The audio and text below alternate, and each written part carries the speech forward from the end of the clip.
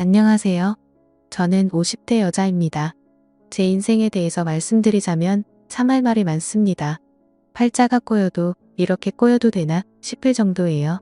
저는 40대 때 남편과 이혼을 했습니다. 요즘이야 뭐 이혼이 경악할 정도로 놀랄 일도 아니고 흉도 아니라고 말하는 분들이 있지만 제가 이혼할 적에는 주변에서 이혼을 하는 사람이 없어서 그런지 참 시선이 안 좋더라고요. 본인들 남편에게 상간녀가 생겼다 치면 다 저부터 의심하고 우리 딸한테는 이혼녀, 자식이라고 수군거리고 정말 살기 싫었어요. 제가 살던 동네가 워낙 작은 곳이었고 사람들 자체도 보수적이어서 더 그랬던 것 같네요.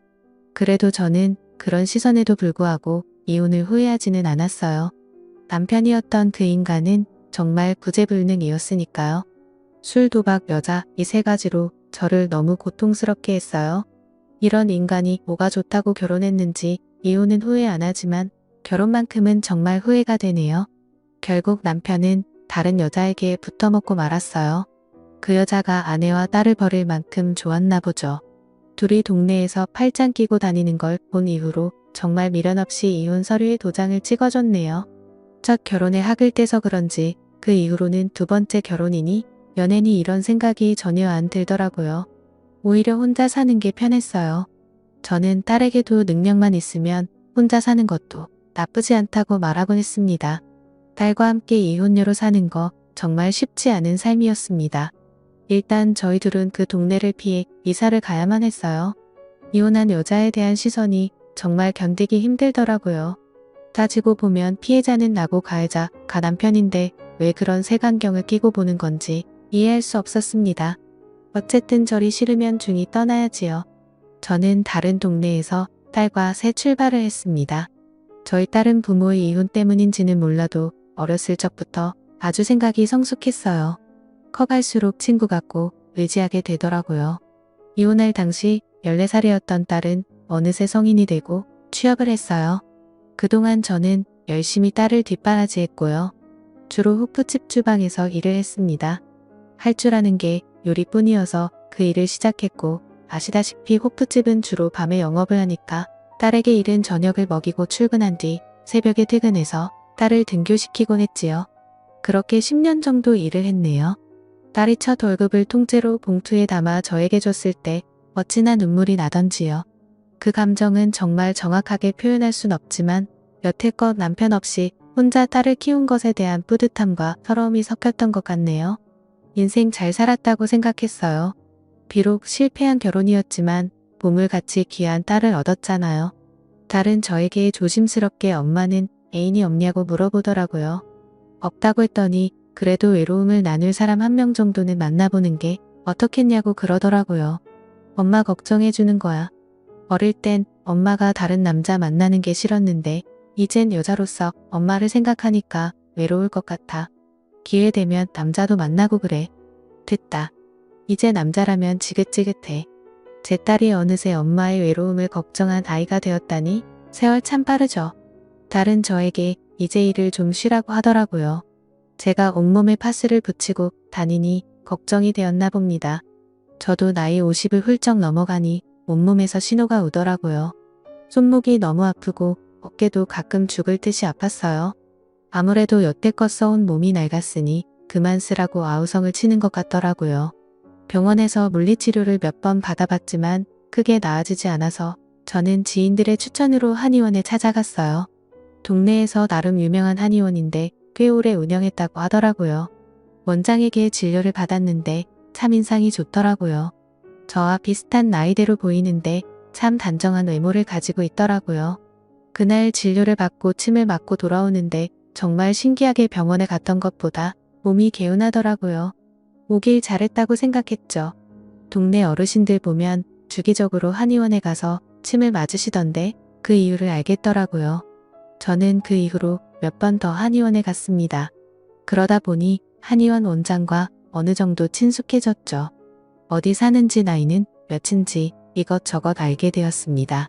저보다 4살이 많더라고요. 어느 날 원장은 진료를 마치고 저에게 단골이시니 체질을 점검해 주겠다며 이것저것 물어보더라고요.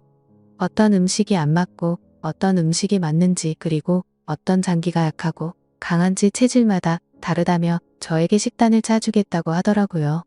그리고 슬며시 저에게 따로 연락을 해도 되냐고 물어보더라고요. 저는 거절했습니다. 아내와 자식이 있는 분과 사적으로 연락을 하고 싶진 않네요.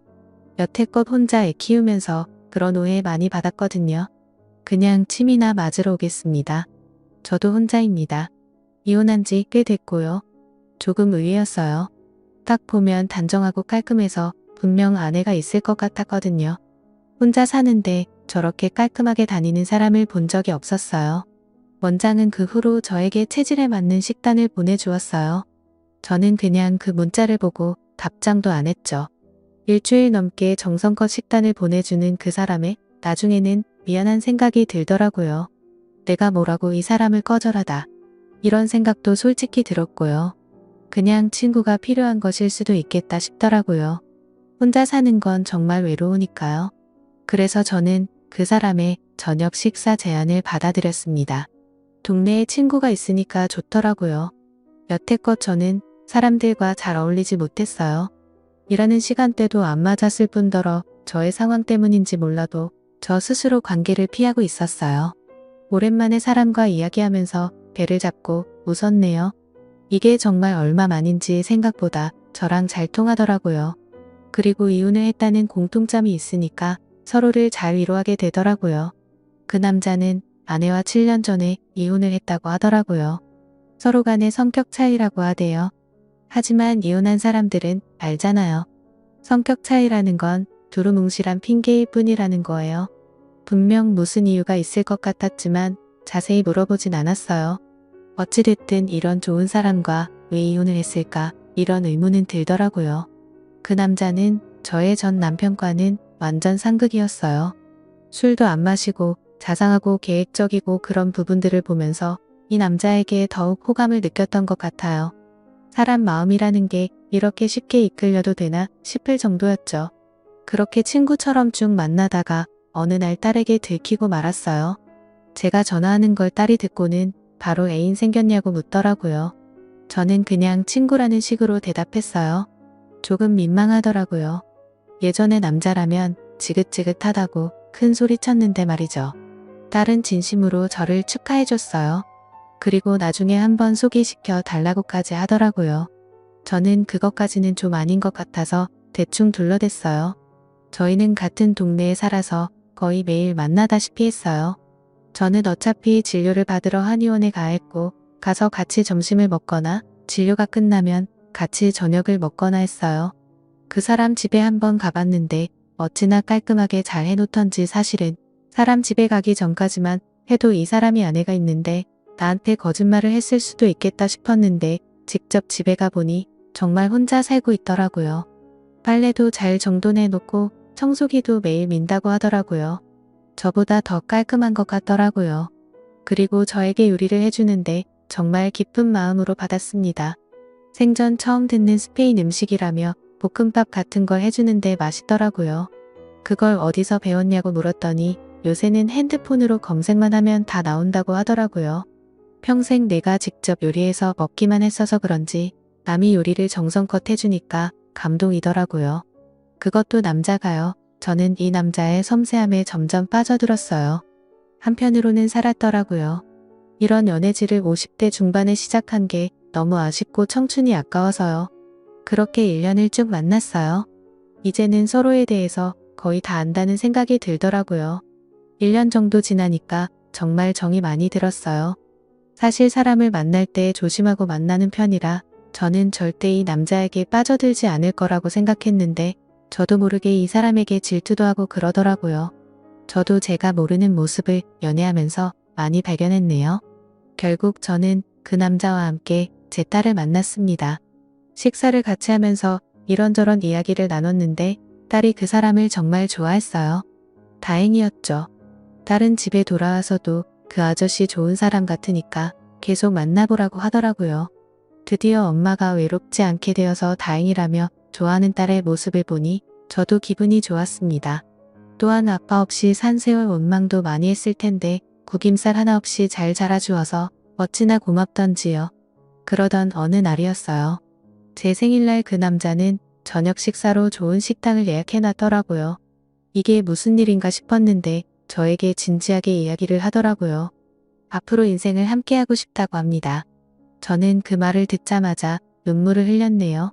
그동안 제가 살아온 삶이 주마등처럼 머리 위로 스쳐 지나가더라고요. 이렇게 좋은 사람을 만나서 좋은 대접을 받는 게 꿈만 같았어요. 사실 여태껏 내 주제에 무슨 사랑이냐는 생각을 많이 했거든요. 하지만 그 남자를 만나고 나서부터 저는 충분히 사랑받을 수 있는 사람이라는 걸 깨닫게 되었어요. 그것만으로도 그 사람에게 너무 감사하더라고요. 그리고 그날 밤 저희는 그 남자 집에서 하룻밤을 함께 보내게 되었습니다. 사실 그 전까지는 그런 관계가 아니었죠. 저는 그 남자에게 푹 빠져버린 상태여서 그날 밤은 헤어지고 싶지 않더라고요. 저희는 서로 정말 애틋하게 바라봤습니다. 그런데 저는 그 남자의 모습을 보고 얼어붙어 버렸습니다. 그날이 바로 그 남자와의 처음이자 마지막 밤이었네요. 저는 그 남자가 바지를 내리는데 순간 저는 발목에 있는 무언가를 보고 말았습니다. 바로 전자발찌였어요. 그걸 실제로 본 건 처음이었어요. 평소에 시사 프로를 보면 전자발찌에 대해서 이야기를 많이 해서 익히 알고 있었어요. 제가 알기로는 전자발찌라는 건 성범죄자들이 차고 다니는 것이었어요. 그렇다면 내가 만났던 이 사람이 그런 전과가 있는 사람인가 싶더라고요. 머리가 복잡했어요. 저는 그걸 보고 표정이 굳은 채 가만히 앉아 있었어요. 남자는 저의 표정을 읽더니 다시 바지를 입고서는 제 옆에 앉더라고요. 많이 놀랐냐고 하더라고요. 그래서 제가 그럼 놀라지. 안 놀라냐고 뭐라 했어요. 어떻게 이걸 말을 안 할 수가 있냐면서요. 자기기 말 좀 들어달랍니다.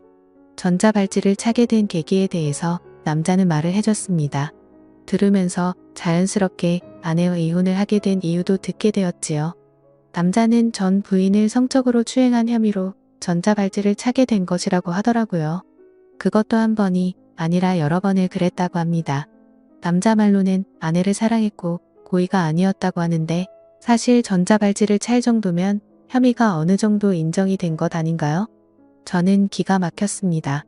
그 이후로 전 아내가 살고 있는 동네에 접근을 할 수 없다고 합니다. 그러고 보니 이 남자가 여행을 잘 안 간다고 했단 말이 떠오르더라고요. 다 이유가 있었네요. 다른 범죄도 아니고 성범죄니까 더욱 혼란스러웠어요. 저는 남자에게 왜 아내를 그렇게 했냐고 물었어요. 그 남자가 말하길 아내가 자기 말을 듣지 않아서라고 합니다. 순간 소름이 돋더라고요. 저는 그 대답을 듣고 바로 자리에서 일어나서 현관문을 열고 나왔습니다. 엘리베이터를 누르는데 손이 벌벌 떨리더라고요. 그 남자가 저를 쫓아서 나오더라고요. 저는 너무 무서운 나머지 계단으로 내려갔어요. 집까지 어찌나 뛰었던지 숨을 헐떡대며 현관문을 꽉 잠갔네요. 지금 생각해도 치가 떨립니다. 계속 그 남자에게 전화가 오더라고요. 저는 일단 그 남자에게 문자로 이제 그만 만나자고 한 뒤 그 연락처를 차단해버렸습니다. 관계가 끝나서 서운하다기보다는 무섭다는 감정이 더 컸어요. 그 사람과 계속 만나면 저 또한 그 일을 당하지 않을 거라고 누가 장담합니까? 정신이 확 들더라고요. 저는 그 후로 한의원 근처에 얼씬도 안 합니다. 그리고 딸에게도 연락을 했어요. 그 남자에게 연락이 오거나 나에 대해 물으면 한마디도 하지 말고 피하라고요. 한편으로는 이렇게 허무하게 끝나버린 관계가 참 아쉽기도 합니다. 좋은 사람인 줄로만 알았는데 알고 보니 범죄자였으니 이만하면 제가 사람 보는 눈이 없었던 걸까요? 한때는 왜 저에게만 이런 일이 일어나는 건지 화도 났지만 이제는 모두 잊으려고 합니다. 사람 관계라는 게 마음대로 안 되는 게 인생이잖아요. 동네 사람들은 한의원 원장이 전자발찌를 차고 있는 인간이라는 걸 모르는 것 같더라고요. 저는 이걸 소문을 내야 하나 말아야 하나 고민하고 있어요. 분명 소문을 내면 제가 낸 것이라는 것을 알 테니까요. 저에게 보복을 할까봐 두려웠어요. 참 범죄자들이 판치는 세상이 얼른 없어지길 바랄 뿐입니다. 알고 보니 전자발찌를 차고 있더라도 회사에 입사하는 것도 가능하다고 하더라고요. 저는 까맣게 몰랐어요. 제 황혼 연애는 이렇게 끝이 났네요. 1년이라는 시간 동안 참 많은 걸 경험해서 그런지 후회는 없습니다. 지금까지 제 사연을 들어주셔서 감사드립니다. 구독과 좋아요 부탁드려요. 감사합니다.